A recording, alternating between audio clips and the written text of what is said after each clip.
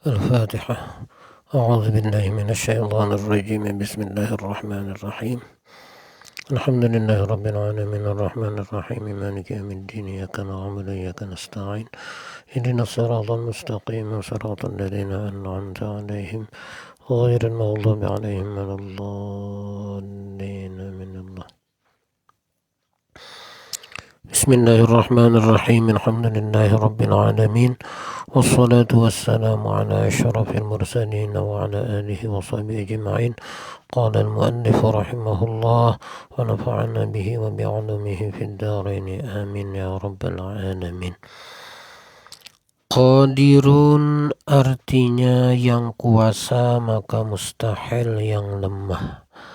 Dalilnya yaitu dalil sifat qudrat adanya. Qadirun ini merupakan sifat wajib bagi Allah yang secara tafsil wajib kita ketahui. Secara tafsil di sini maksudnya secara terurai dengan mengetahui makna daripada qadirun itu sendiri dan meyakinkan di dalam hati benarnya bahwa Allah bersifat qadirun dengan seyakin-yakinnya. Kemudian mengetahui pula dengan apa yang menjadi dalil dari sifat qadirun tersebut. Nah, maka disebutlah itu dengan ma'rifah, dan wajib kita ma'rifah atas sifat qadirun ini. Sementara sudah kita maklum makna ma'rifah adalah i'tiqadun jazim muwafiqun lil haqqi an dalil. I'tiqad yang kokoh, yang kuat, yang bersesuaian dengan kebenaran dan disertai dengan dalil. Nah, sekarang apa dalil bahwa Allah bersifat qadirun, bersifat wajib qadirun? Yaitu dalilnya sebagaimana dalil sifat qudrat. Sudah kita bicarakan tentang qudrat yang artinya kuasa, sementara qadirun ini artinya yang kuasa. Qudrat itu sifat, sementara qadir yang bersifat. Antara qudrat dengan qadir berlaziman. Artinya ketika ada qadir, ya otomatis di dalamnya sudah sewajarnya lah ada qudrat. Tidaklah mungkin ada penyebutan qadir kalau tidak ada qudrat. Ada kekuasaan, tentu ada yang berkuasa. Nah, itulah sebabnya mustahilnya pun sebagaimana mustahil ketika kita membicarakan sifat qudrat, dan dalilnya pun begitu. Innallaha ala kulli syai'in qadir. Dan kita ulang, sifat wajib maksudnya adalah sifat yang akal tidak menerima tidaknya. Ketika ada satu pernyataan bahwa Allah tidak qadirun, akal tidak menerima. Nah, berarti ketidakmenerimaan akal akan sesuatu itu disebutlah dia dengan wajib. Berbeda dengan mustahil. Di samping punya persamaan dengan wajib, yaitu sama-sama akal tidak menerima, namun yang tidak diterimanya tidak ada, seperti dalam hal pembicaraan kita dengan sifat qadirun ini. Yang lemah itu adanya yang lemah pada Allah, akal tidak menerima. Nah, berarti masuk pada kategori yang lemah ini nilainya mustahil. Masuk pada kategori yang nilainya mustahil bagi Allah subhanahu wa ta'ala. Adapun dalilnya, kenapa maka sama dengan sifat qudrat? Karena sekali lagi antara qudrat dengan qadir berlazim-laziman. Maksud berlaziman itu sewajarnya ketika ada qadir pastilah ada qudrat. Dan insyaallah nanti akan dibicarakan bahwa ini qudrat nilainya sifat ma'nawiyah ya, ma'nawiyah. Qudrat itu ma'ani maksudnya, sementara ma'nawiyahnya adalah qadirun. Nah, ini qadirun sebenarnya tentang zat yang bersifat qudrat. Makanya sebagian ulama tidak menyebutkan ini sebagai sifat, tapi yang bersifat itu berarti kan pemilik. Kalaulah cerita pemilik, ya pemilik daripada itu sifat. Sebagian ulama hanya mewajibkan kita untuk meyakini dan membenarkan dalam hati 13 sifat yang wajib bagi Allah ini. Tapi ada juga ulama yang menetapkan 20. Habib Utsman mengambil yang 20 ini beliau. Tapi memang tidak salah pula kalau ada yang mengatakan 13. Sebab otomatis saja ketika ada qudrat pastilah ada qadir, begitu. Sebaliknya ya, berlazim-laziman. Maksud berlazim-laziman itu antar satu sama lain tidaklah terpisah. Hal yang wajar ketika ada qudrat pasti ada qadir, demikian pula ketika ada qadir pastilah ada qudrat. Nah, itulah sebabnya dalil sifat bagi qadirun ini cukup kita ingat dalil sifat qudrat, baik dalil naqlinya maupun dalil aqlinya. Dalil aqli bagi seluruh sifat wajib bagi Allah kan kemarin adanya ini alam. Dengan Habib Utsman dengan mendasarkan adanya sebuah ayat yang berbunyi inna fi khalqis samawati wal ardi wa ikhtilafil laili wan nahar la ayatil li ulil albab sadaqallahu maulana al-azim wa nafa'ana bil qur'anil karim.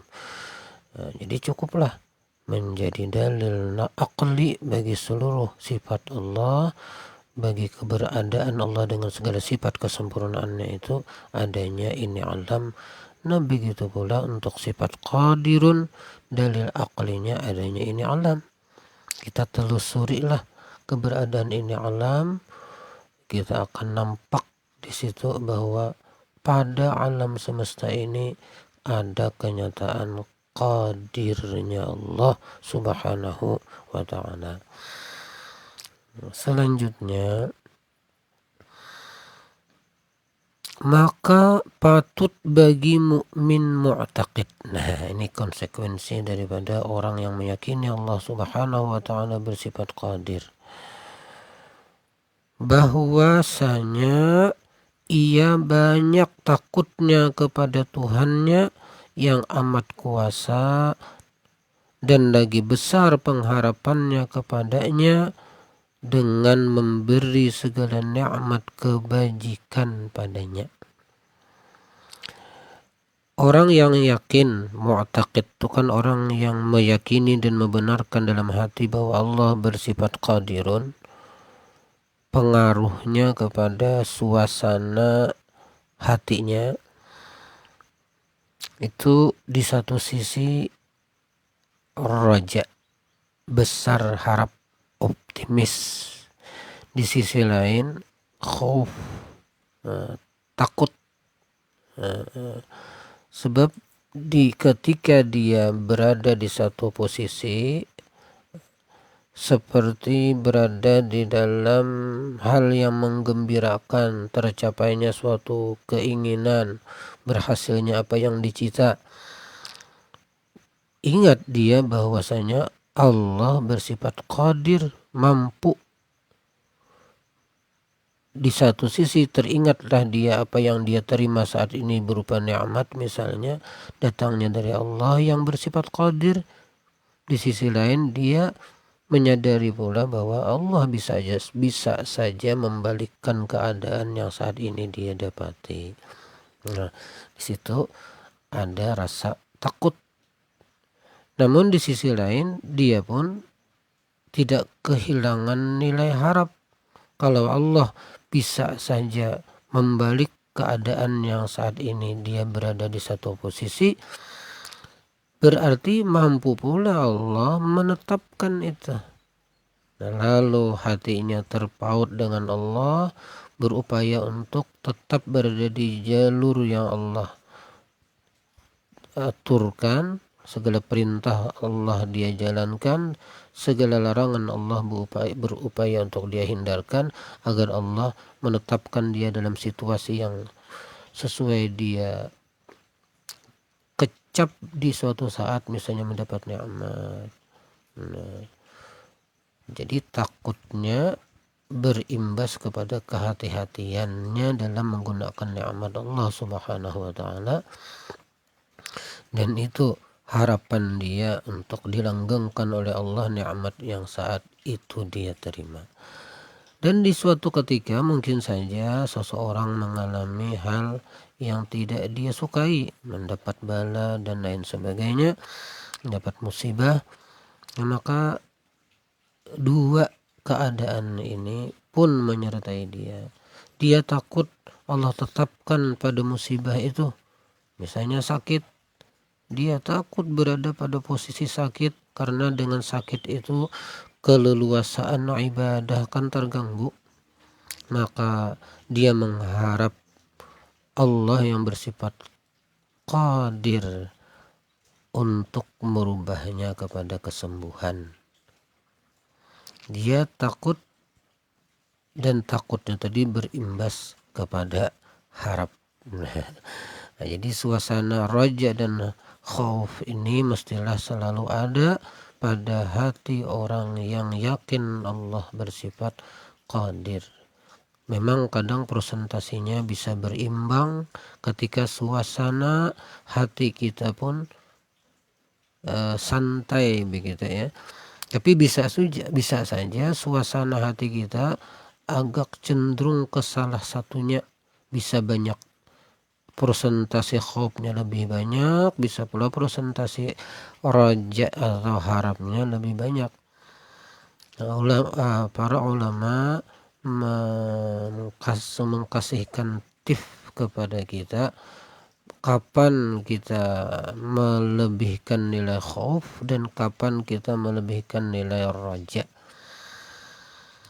Nilai khauf atau takut, cemas gitu ya, karena yakin Allah mampu saja memperbuat apa juga pun, lalu cemas itu kapan itu munculkan presentasinya lebih banyak nilai cemas itu? Ketika kita berada pada posisi yang lebih banyak nikmat kita rasakan ketimbang bala. Berada pada posisi yang gembira begitu, berada pada posisi apa yang diinginkan tercapai. Nah, kegembiraan tadi kita lampiaskan melalui menggunakan segala nikmat yang Allah kasihkan itu kepada apa-apa yang Dia ridhai. Seolah hati kita berbicara begini, mumpung Allah kasihkan nikmat, kita gunakan ini nikmat untuk sesuatu yang Allah ridhakan. Kesehatan, kala itu fit, nah gunakan untuk memperbanyak amal yang kaitannya dengan kesehatan. Allah kasihkan keluasan rezeki, nah mumpung Allah kasihkan keluasan rezeki, gunakan hal-hal yang berkait dengan materi itu tadi. Nah, kemudian kapan khauf kita lebih perbanyak persentasinya, harap kapan persentasinya kita perbanyak, itu ketika keadaan kesehatan kita terganggu sehingga amal ibadah yang kita persembahkan kepada Allah Subhanahu wa taala tidak seleluasa ketika sehat.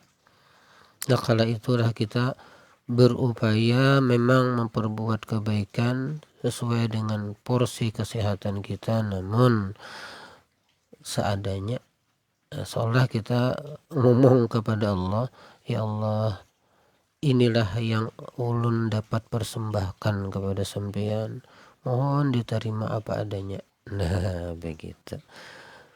Jangan terbalik, ketika keadaan kesehatan fit, lemah ibadah. Sementara ketika kesehatan sudah melemah, malah berupaya untuk kuat beribadah.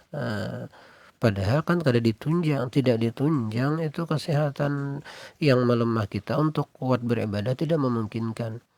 Nah, jadi jangan ketika kita luas rezeki lalu tidak dimanfaatkan. Ketika sudah sempit rezeki, nah kan kesempatan itu tidak memungkinkan terbuka. Jadi bisa-bisalah memanfaatkan suasana apapun yang Allah timpakan kepada kita. Ketika Allah luaskan rezeki dan Allah sehatkan badan kita, maka pemunculan yang lebih besar dari dua rasa tadi antara raja dan khauf, maksudnya itu maka munculkanlah nilai khauf, sehingga kita akan gencar berupaya meraih prestasi di dalam kebaikan.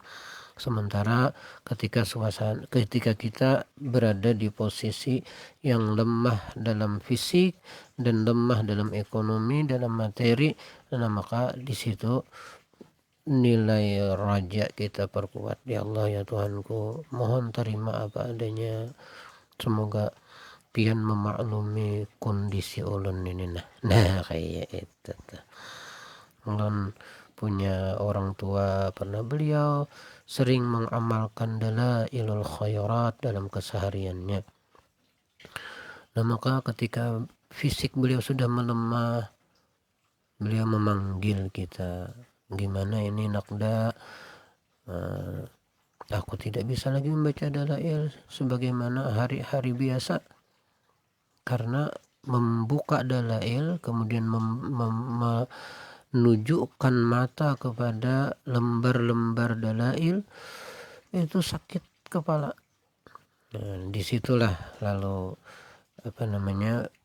keadaan seperti itu, lalu cukup saja bilang kita kepada orang tua kita, cukup sampean buka itu dalail, sampean pandang seberapa mampu sampean baca, habis itu tutup. Nah selanjutnya berharap kepada Allah, ya Allah terimalah amal ulun seadanya. Cocok bagi orang yang kondisinya melemah seperti itu. Coba orang yang sehat, ya Allah terimalah seadanya, beramalnya cuma sedikit. Nah itu kan tidak sesuai. Nah jadi raja dan khauf ini posisikanlah sesuai dengan keadaan kita. Allah subhanahu wa ta'ala akan mampu saja melakukannya walau menurut hitungan kita tidak memungkinkan. Nah, disitulah ada nilai raja dan khauf ketika seseorang menyadari Allah subhanahu wa ta'ala bersifat qadirun. Selanjutnya muridun, artinya muridun yang menentukan. Sebagian kita memaknai muridun itu yang berkehendak, ya.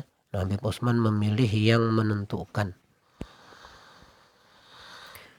karena memang nanti insyaallah akan kita bicarakan tentang ta'alluq untuk muridun ini ada dua, ada ta'alluq suluhi qadim, ada ta'alluq tanjizi qadim. Tidak ada ta'alluq tanjizi hadis. Nah itulah sebabnya Habib Utsman ini sepertinya beliau memilih pada level ta'alluq tanjizi qadim. Kalau levelnya ta'alluq suluhi qadim, nah maka berkehendak itu patut. Dua-duanya beralasan, tapi Habib Utsman memilih beliau pada makna menentukan. Dan ini merupakan sifat wajib bagi Allah subhanahu wa ta'ala. Maksudnya sifat wajib, sifat yang akal tidak menerima ketidakadaannya. Bahwa Allah tidak bersifat muridun, akal tidak menerima. Apa itu akal? Akal adalah satu nur, satu cahaya, jar Habib Utsman, yang Allah letakkan hanya di hati orang yang beriman.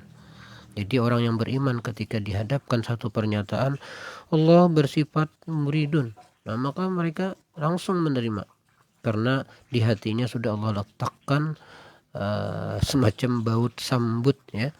Jadi langsung menerima mereka itu, yakin seyakin-yakinnya mereka bahwa Allah bersifat muridun. Tapi tentu tidak cukup hanya keyakinan yang benar tanpa adanya dalil. Karena syarat ma'rifah itu i'tiqadun jazim, i'tiqad yang mantap, muwafiqun lil haq, bersesuaian dengan kebenaran, an dalil, ditopang dan ditunjang dengan adanya pendalilan. Jadi tidak cukup kita hanya meyakini Allah bersifat muridun, tapi mestilah tahu nanti kita akan dalilnya. Maka mustahil yang tergagah, mustahil Allah memperbuat sesuatu itu tidak bersesuaian dengan yang dia ingini, tidak bersesuaian dengan yang dia tentukan, tergagah, terpaksa. Bahkan dalam kitab yang lain disebutkan secara kebetulan pun tidaklah mungkin. Kebetulan Allah cipta, bukan kebetulan. Dasar memang Allah Subhanahu wa taala mencipta sesuatu itu sesuai dengan yang dia pilih, yang dia tentukan. Dalilnya, dalil bahwa Allah Subhanahu wa taala bersifat muridun, yaitu dalil sifat iradah adanya.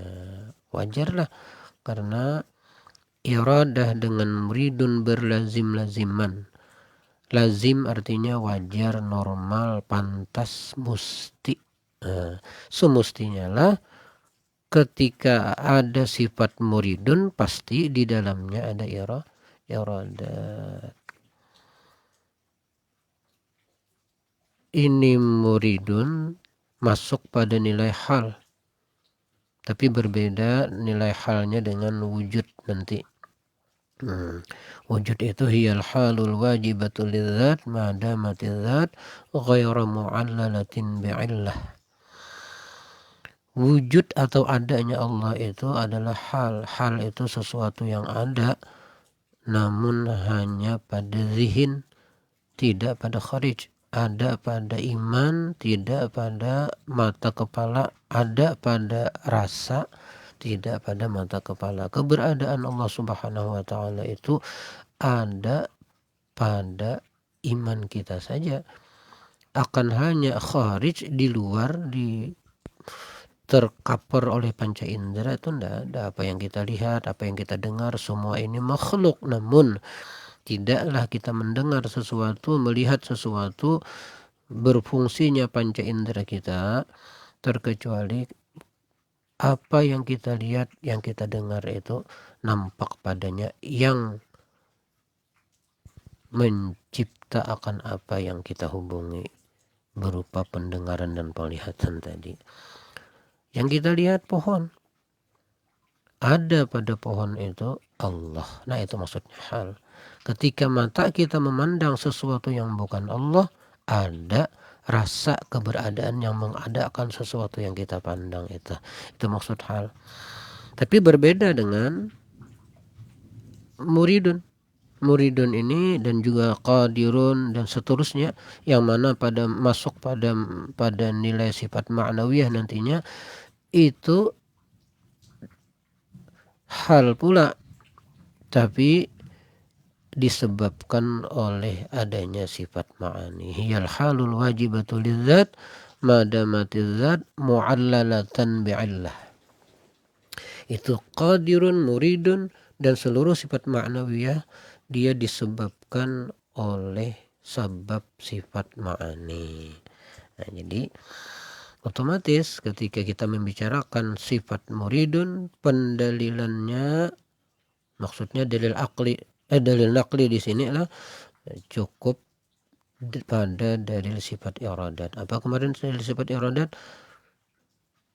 Fa'alul lima yurid, membuat Allah apa jua pun sesuai dengan apa yang Dia kehendaki.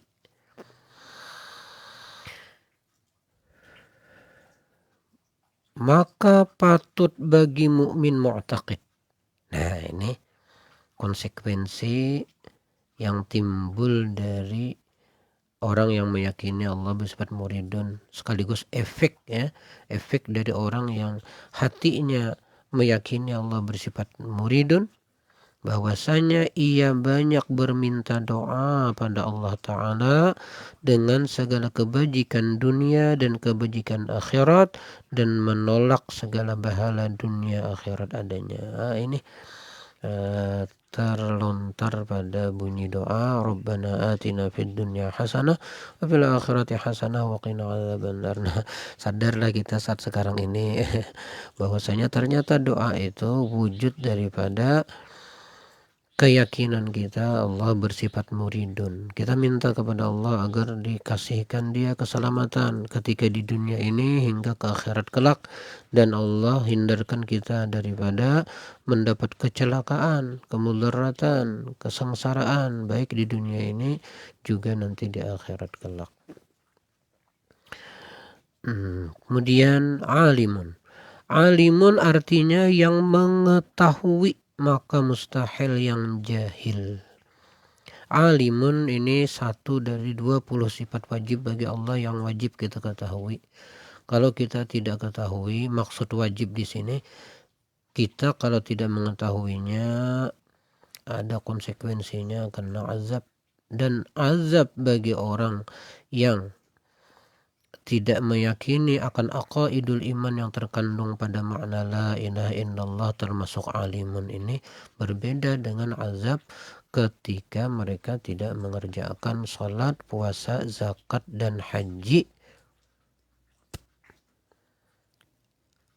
dengan mengamalkan saja aqaid yang terkandung di makna dua kalimat syahadat. Artinya begini, orang yang meyakini dan membenarkan dalam hatinya akan aqaidul iman yang terkandung di makna la ilaha illallah Muhammadur Rasulullah, itu kan berarti mengamalkan rukun Islam yang pertama.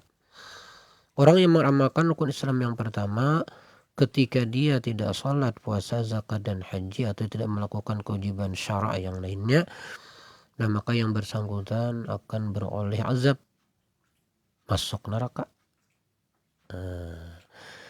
Tapi tidak kekal.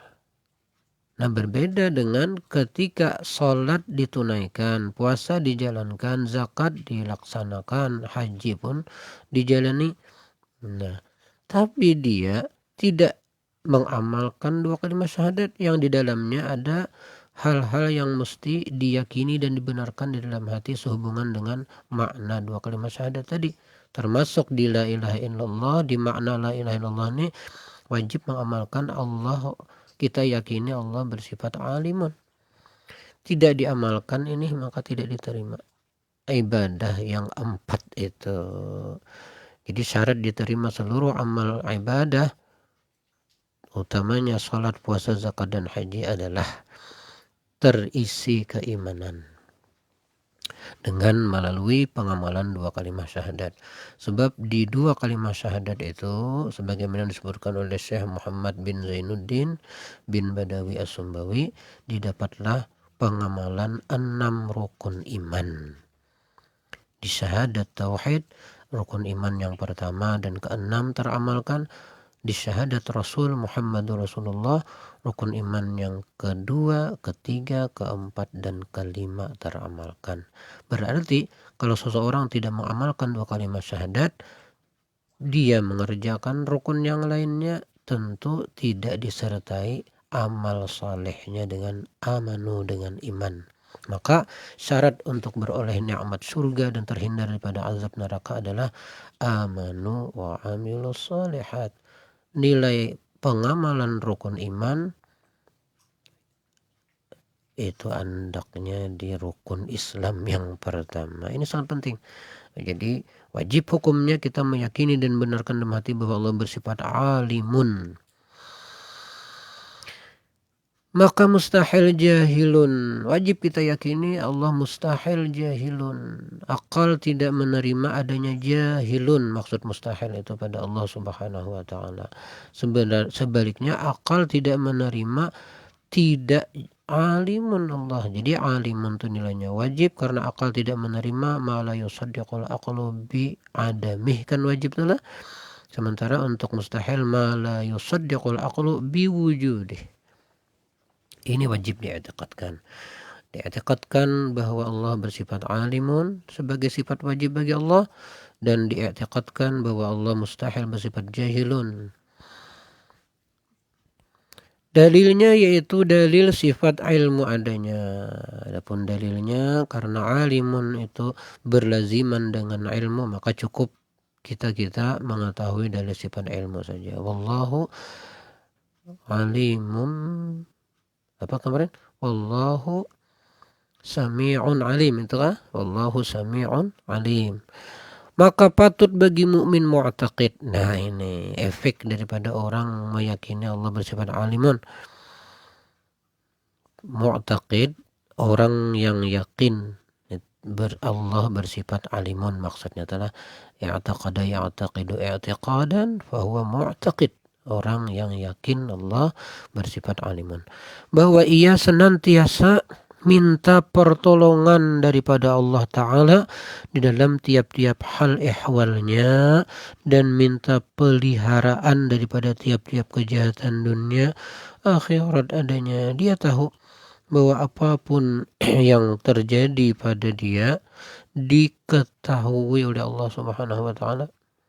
Nah, karena itu tidak putus-putusnya dia meminta pertolongan kepada Allah Subhanahu wa Ta'ala dalam apapun yang terjadi menerpa kehidupannya, dan minta peliharakan daripada tiap kejahatan dunia akhirat. Dia tahu apapun yang terjadi pasti Allah ketahui, dan dengan pengetahuannya Allah pasti menolong. Tapi kita hati-hati, sebab yang terjadi ini di satu sisi bisa pertolongan Allah, tapi bisa pula di sisi lain lanjuran dari Allah Subhanahu wa Ta'ala. Allah sangat mengetahui ketika kita berbuat taat. Allah pun sangat mengetahui ketika kita membuat maksiat. Dan apa yang terjadi dari perbuatan ketaatan yang kita lakukan itu dari Allah. Dia tahu apa yang kita kerjakan, dia tolong kita. Dan ketika kita membuat kemaksiatan pun dari Allah. Dia tahu kita berbuat maksiat tapi dilanjur oleh dia.